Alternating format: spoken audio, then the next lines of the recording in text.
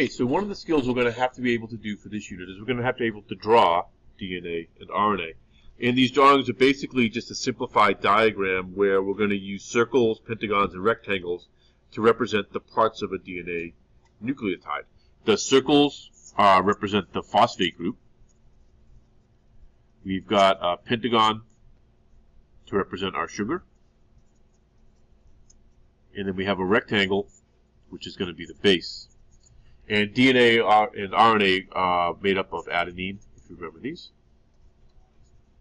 thymine,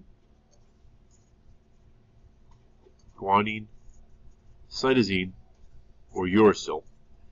These are all different bases, and combined there's a lot of complexity of these structures, but we're going to draw these as a schematic.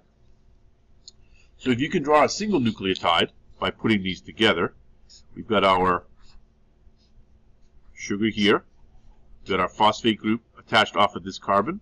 I'm going to put the letter P in here to represent that. And then we have our base.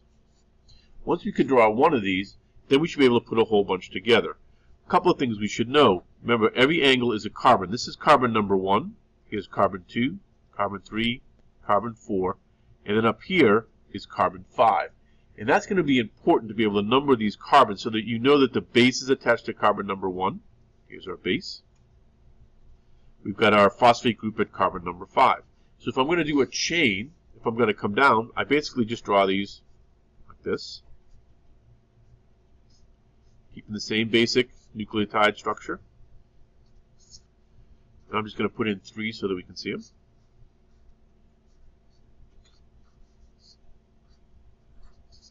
Okay, so I've drawn 3 nucleotides, and they all have the same carbon. 1 is where the base is attached, 3, 4, 5. Carbon 5.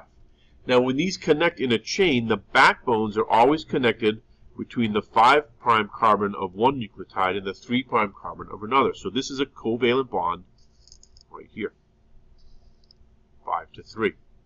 And then what we have is we have bases. So this would be the left side of the molecule. For the right side of the molecule, it's going to be a similar molecule, but it's going to be anti-parallel. And what that means is the 3' end of the nucleotide at the nucleotide at the top is going to be facing up on this side. So we're going to have it go base to base in the middle.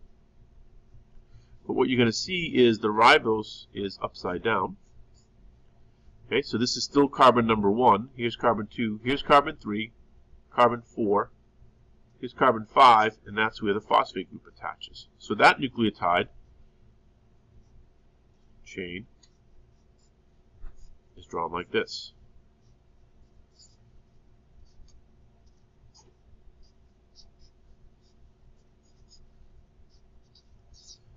Okay. And again, here's carbon 1, 2, 3, 4, carbon 5. So from 5 to 3, they're connected. From 3 to 5, connected. Okay. So here, up at this end, this is called the 3' end. And we notice that because here's carbon 3. And this is the 5' end down here.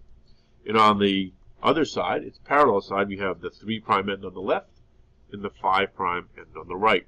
These are shown as anti-parallel strands. The bases in the center, we have these strong covalent backbone here, are held together by weaker bonds, which we're going to draw as dashed lines. And these are hydrogen bonds in the middle. Okay, so if this was an adenine, for instance, over here, represented by the letter A, this would be a thymine. If this was a guanine here with a G, we'd have a C for cytosine. We had a cytosine over here, have hydrogen bonds, and it would have a guanine there. And we'll talk about the GC and AT ratio and stuff like that in class, but that's really the basics and how you draw these, excuse me, and it's certainly a skill you're going to want to master going forward. Practice, practice, practice.